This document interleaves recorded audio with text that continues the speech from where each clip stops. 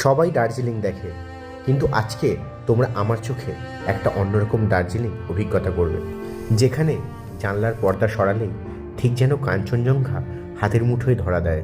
মনটা ঠিক হঠাৎ দেখতে পাওয়া বাচ্চার মতো খুশি হয়ে ওঠে।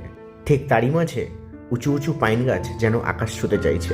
শুধু তাই নয়, অভিজ্ঞতা করলাম আরও কত কিছুর। অভিজ্ঞতা করলাম মাউন্টেন মিউজিয়াম, হারিয়ে যাওয়ার পথে দাঁড়িয়ে থাকা দ্য হোয়াইট টাইগার, আর এশিয়ার মধ্যে সংরক্ষিত রেড পান্ডা সে তো এখানেই আছে। সন্ধেবেলা বছরের শেষ দিনটা কাটালাম মল রোডে।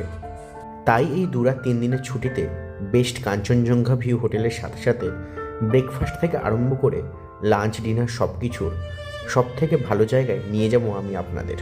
চলুন তবে ঘুরে আসি আমার আপনার সকলের প্রিয় দার্জিলিং এক অন্যরকম চোখে। আর যদি কমলা লেবুগুলো ভালো না, মানে তোমার মতো নয়, কাঁচা আমার মতো নয় মানে পাকা। আমি কি কমলা লেবু? তুমি পাকা। আচ্ছা আমি ফাঁকা।